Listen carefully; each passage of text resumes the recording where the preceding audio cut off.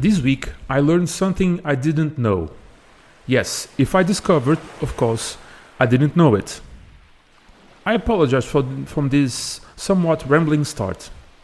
But as I said earlier, I discovered something interesting and I don't know if it is done here in Europe. Well, at least here on my island, they don't do it. In the NBA, when a business person wants to invest in a new team in the league and choose a specific city to do so, this investor receives the highest honors from that city and state. I went on Google to see how many cities there are in the United States. And the answer was, the United States currently has about 30,000 cities. So, if a businessman chooses a specific city out of 30,000 to found their basketball team, that city is thrilled. But why? It's just another basketball team that will play in the main North American League. No, it's more than that. The team will create new jobs, boost the economy in that chosen city, and not to mention that it will promote the city across the entire country.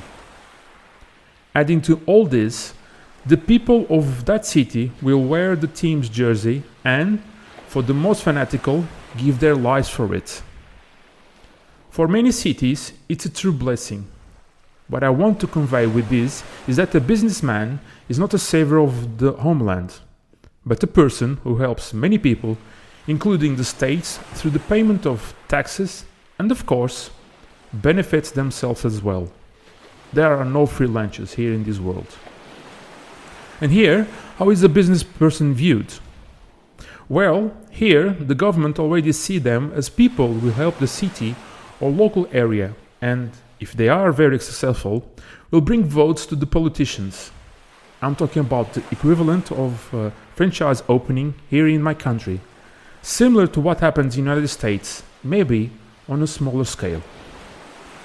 As for the general population, here on the island, the business person is still seen as someone who wants to get rich, focused solely on profit, not all interest in well-being of the people, and willing to engage in fraud if they can, without a second thought.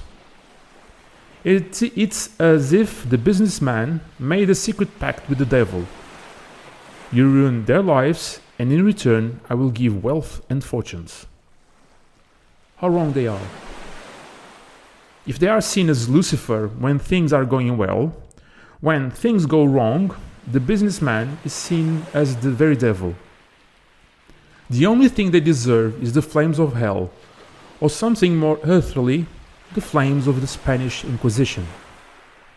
In today's episode, I spoke with a businessman from the region who had a lot of success in the heavy truck and automobile mechanics field. However, in 2012, with the Portuguese public death crisis, he had to close and file for bankruptcy. As he told me during our conversation, I went from being great to being despised in the blink of an eye. Today, I will talk about the anguish he suffered during this period, the personal and family consequences, and finally the health problems that ensued. He managed to overcome all of this with a true mastery, becoming a phoenix reborn. Not only did he overcome it, but he is now better off than he was before. As with the other episodes, I hope you love it and feel motivated by getting to know António's story.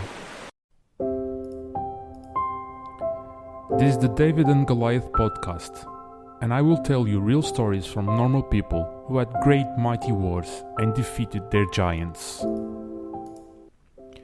António Muniz shares the same surname as the place where he was born 58 years ago, Porto Muniz. To be more precise, in the parish of Santa. I ask you that you go to Google, type in Porto Muniz and see how beautiful it is. The name of this locality is mentioned below in the descriptions for you to see. His father was a farmer and his mother a homemaker, as was typical at that time here in the island throughout Portugal. And like almost everyone back then, he completed his 4th grade exams, left school and immediately afterward and start working. In the meantime, he witnessed the 25th of April, the revolution I told you about 1 month ago, but he managed to finish his studies. Initially, he helped his father with the farming. He said, I helped him for about 5 years, but it was something I didn't like doing. I had to wake up at dawn, feed the cattle in the mountains, in the cold and rain, and then spend the day bent over. I didn't like it at all. What I really liked were cars, working on engines, getting dirty with all of that oil. I felt drawn to do it. As attraction is something hard to resist, he made a decision, stopped being his father's helper, and went to Funchal, the capital city, looking for work as a mechanic. Off he went, embarking on his new challenges. He said, I always loved challenges. Since I was a kid, I loved them. Even my mother said I always found trouble to get into. What can I do? It's part of me. So I arrived in Funchal and went to see a cousin who had been living in the capital for some time. He worked in construction, and by mere chance or not, he knew with the workshop handled truck repairs. António recalls. The next morning, there he was at the workshop asking for a job. And I started that very same day. I began as an assistant to do the head mechanic there at the workshop. The number 2 because the number 1 was the boss. My master, as he called the mechanic, was a tough guy to work with. He always made me carry the tools and the parts, from the smallest and lightest to the bigger and heavy ones, he recalls. Since I liked it, mechanics, I always wanted to learn what all those things in the engine were and what they were for. I always wanted to know the cause of particle malfunction and how to fix it. You can probably guess that what this man did. He looked at me as if triggered my imagination. Exactly what you are thinking. He hides things and didn't say nothing. That annoyed me. I was so curious guy, but I couldn't keep asking questions all the time. So the boss had a book in mechanics with many images and drawings. Yes, because I couldn't read very well, which I asked to borrow. He looked at me sideways, gazed by my request, but lent it to me anyway. At night, I would look at the drawings and try to recall what I had seen during the day. I tried to remember what my master did and why he did it. That day, I decided to stick close to the master in the workshop. So off he went. He mentioned that his master found out it odd, that he was even more attentive than usual. Get away from me. I can't work with hovering over me, António says, laughing as he remembered the shouts his master gave him that day. He was cunning and astute too. He soon realized I wanted to know more, but back then, everything was a secret, the tricks of detecting malfunction and fixing it. Because they thought they might lose their jobs or something similar. My master would hide things from me when they were more delicate, let's say. Whenever he needed space, meaning whenever he needed to hide something from me, he would send me to the fetch of a tool from the other side of the workshop. Many times, that tool wasn't there where he said it, or he would say that he had it after all. This trick gave him time to hide whatever he needed to be hidden from me. But this didn't stop me, quite the opposite. It spurred him of even more. At the end of the day, when everyone went home, I would stay in the workshop with the boss. He was the first to open the door and the last to leave. I would be there looking at the engines, relating everything to what I had read and seen. I tried to understand the role of each part, I was very curious, António says. The boss found it strange because it wasn't usual at that time, especially for a 14-year-old boy. He came over me and I told him that I love all of it.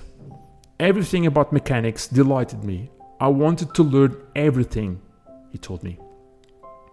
So the boss turned to me and said, "Okay, now I understand everything. You're going to be my assistant. The kid who works with me will be replaced by you." António was over the moon. The next day I started.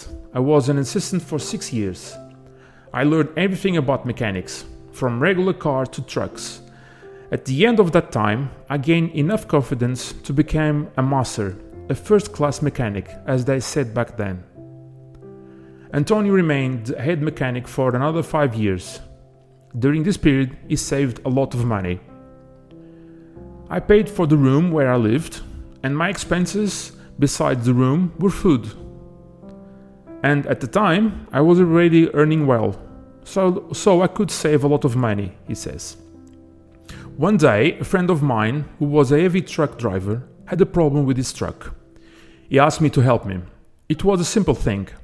An oil tube burst and leaked all everywhere. I fixed it, and my friend paid for my services. It wasn't anything special, but he was so grateful that he paid me well. That's when I realized that I could have something of my own too, and that I could make money. It was the year of 1992, and Madeira Island was starting large construction projects. This meant more trucks and heavy mechanical equipment to maintain and repair. António went home and began to see how much money he had. He found he had enough to buy a good set of tools to start. I just needed to find a space and start. I was sure that the clients would come naturally. That wasn't my concern, he told me. The next day he went to work with the thought of his own business buzzing in his mind.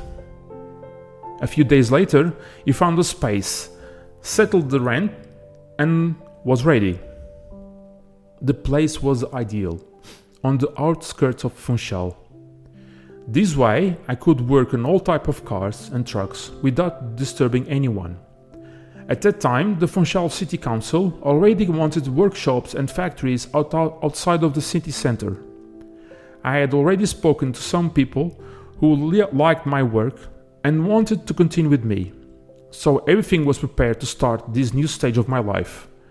I just had to tell the boss, and that made me uncomfortable, António said. And he continues, I was so nervous for days about how I was going to approach the subject with him. Until one day, at the end of the work, I went to him and told him I was preparing my own business.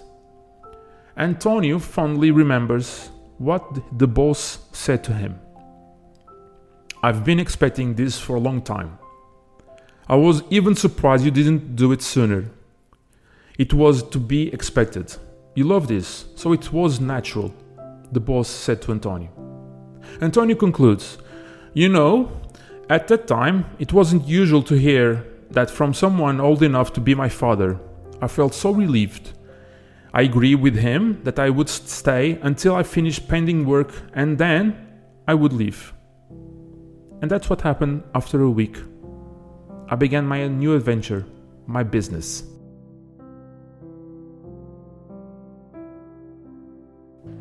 In the first few days, I didn't actually work on any cars. I bought the tools and everything necessary to get started. Then, out of the blue, after those first few days, 2 trucks suddenly showed up. They were already my clients from other workshops. I hadn't seen them in a while, António says. And he continues. I made a repair budget, told them the price, and to my surprise, they accepted. I thought maybe I was pushing it, but no. I went to buy the parts from the dealership and start the repairs. The problem was that I wasn't expecting 2 trucks just like that. But I did the repairs and delivered on time. He turns to me and says with a straight face, "You know, it's very important to stick to what we promise to the clients. If you say tomorrow, you have to do everything to deliver by tomorrow."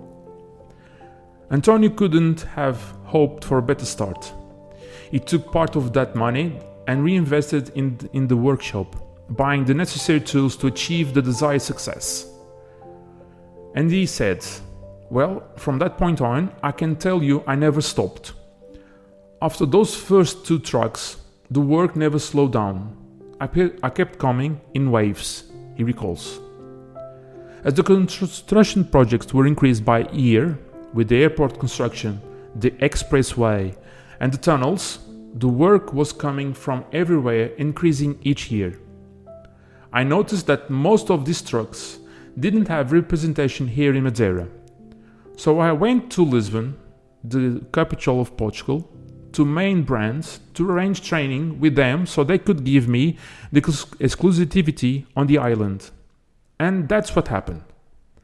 I went from working alone to having 10 employees after 5 years of work, he said. During this period, António met his wife. With the money the business was generating, he built his house in Funchal. He got married at 30, and in 1998, at the age of 32, he became the father of a little girl named Leonor. Everything was going wonderfully. It was more than he had ever imagined for his life. Money was not a problem, thank God. I had clients ranging from small to large companies, and all of them were paying. At that time, the biggest ones paid after 1 month, and then it became 2 months. But they always paid. I always liked mechanics, so I handed over management to a nephew who had just graduated from college. He only told me what I had to pay, what I would receive, and the list of companies or people who were overdue with us. I spent time repairing cars, helping others with their repairs, and even teaching the youngest ones, just as they had done with the same thing to me some time ago. And like my old boss, I was the first to arrive at the company and the last to leave, said António. In 2000, he became a father for the second time to a boy, and more cars and trucks entered his workshop. By the end of 2001, there were 20 of us, from mechanics to assistants. He said, around 2003 or 2004, I can't remember exactly, I went to the bank to borrow money with the intention of expanding the workshop space. At that time, there was so much money circulating that my request was accepted. And better yet, I could pay over 10 years with very low interest rates. I started the construction that same year, and by the end of 2005, he had the capacity to have more vehicles being repaired or on our premises. Between 2005 and early 2009, there were always trucks and cars to repair, until at the beginning of 2009. My nephew warned me very seriously that there was a lot of money still to be received. I asked if it was a lot. He replied that 80% of the clients were failing to meet the promised dates or simply not paying. I thought to myself, how it is possible? We are full of work, there was so much construction going on, how can there not be money to pay us? What is certain is that until 2011, things only got worse. I had to start laying off staff in 2010 because I couldn't afford to pay everyone's salaries. I started requiring clients to pay up front, and with this, more than half of them disappeared. I started not having enough money to meet my obligations. I couldn't imagine that was coming, but I was at the gates of hell.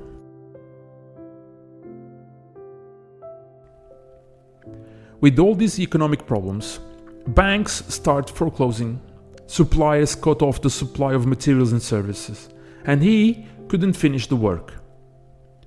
And finally, he couldn't pay salaries.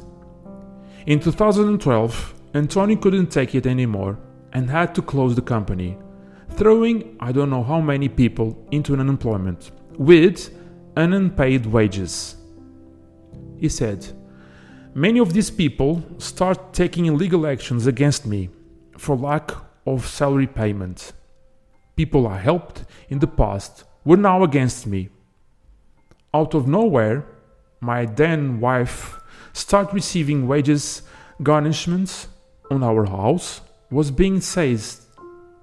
The situation was becoming unsustainable. In that same year of 2012, she asked for divorce. She left home, taking my children, leaving me with no one." António didn't want to go back to Porto Muniz because his mother wouldn't be able to bear the pain, since his father was no longer alive at that time. He said, "If it wasn't for a friend lending me an apartment in Nazaré, I would have slept under a bridge," he told me. And he continued, "I still have some difficulty remembering. From those times when my children stopped talking to me and apparently was heading towards a nervous breakdown, burnout. I spent days in bed, not wanting to get up, just crying. I felt immense shame, so I didn't want to be around anyone. I even thought about killing myself because the pain was so great and heavy that I couldn't bear it. But what is certain is that he didn't do it. Lost with a sense of direction, not knowing what to do with his life, an angel came knocking at his door. He said, it was someone from outside Portugal, whom I had helped with their car a few years ago, and who had greatly appreciated my work. At that time, he had another car with a similar problem and needed my help. I didn't have the strength to get out of bed, let alone repair cars," he recalls. "But somehow, I said yes, that I would help him. I checked the problem with the car, I immediately identified the cause, but I told him I didn't have money for tools or materials. I think at that time, I only had money for a few more weeks. He turned to me and said it wasn't a problem, that he would pay for everything right away. So we went to buy what we needed, then headed to his garage. When I started working, the smell of the engine, the oil, seemed to be a balm for me to start cheering up with my life again. After 2 days of intense work, I solved the problem and the car was okay. I later found out that he was to sell the car and also for him to see if I was fit for mechanics. I had some more money for a few more weeks, so I returned home feeling more upbeat. A few days later, the foreman knocked on my door again. I thought the car had broken down again, but it hadn't. He wanted to open the mechanic company with me supervising. What?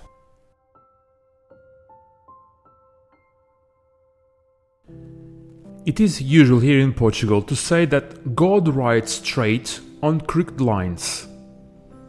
At the beginning of this podcast, I told you about a fellow Madeira who succeeded in Angola and Madeira and then lost everything. I told you about my MVP who trained so hard to be chosen for the Madeira regional basketball team, even training with blisters on her feet. The case of Victor, whose mother killed herself with the rat poison because she couldn't bear her pain. And with this, Victor became an alcoholic years later. Or me, like António, this António, who went to hell and back. Well, I'm coming out right now, as if I've told you in the previous episodes. So the question is, why do these Goliaths appear in our lives, think they have the right to knock us down? António told me that in his case, Goliath appeared because he wasn't paying attention to the good things in life. Were those things were children, his wife, the joy in mechanics that he loved so much. Everything was lived in an unconscious way, without any purpose. I also know what it's like when people want to burn us alive. I know very well people passing by us and looking at us as if we were criminals. António closed the company and had no money left. With nothing, just some clothes, some money on his wallet, and nothing else. How many people did he help? And in the end, they still tried to crush him even more. How much money did he generate to create wealth for the community where he lives? Yes, he made mistakes, just like me, but he didn't steal. Why this treatment? All because things didn't go well. Burning alive, will the people who were harmed be reimbursed for the outstanding amounts? Will they? António went to work with his Swedish friend. There they opened the company. For 5 years they were so successful that they managed to sell it. They made so much money that António was able to pay off what he owed to everyone. Suddenly, people stopped having hatred, as if money had the magic to erase those grievances. Meanwhile, António met a new woman, his current partner, who went through hell also. As he often says, I met her when I was coming out of hell. He has long left mechanics behind, now focusing on sports, where he has a company connected to trail and water sports. People and athletes who want to improve their performances. The company is his and his wife's. He also has business with a Swedish friend and lives in peace in a house outside Funchal, as he always dreamed. The children came back and made peace, and life goes on. Dreams for the future? He answered me. I want to run the mute of 115 kilometers. I want to do an Ironman in Hawaii. I want to write my memoirs. I want to be a beacon for my children. I want to deepen in this relationship with my wife, and always want to create meaningful relationships and work. Because that's what we take from here. And what better way to be accompanied by this beautiful human being who is my wife? Our conversation ended with them sharing a big kiss. I'll leave you with this quote from Søren Kierkegaard. I hope I said right. Life can only be understood backward, but it must be lived forward.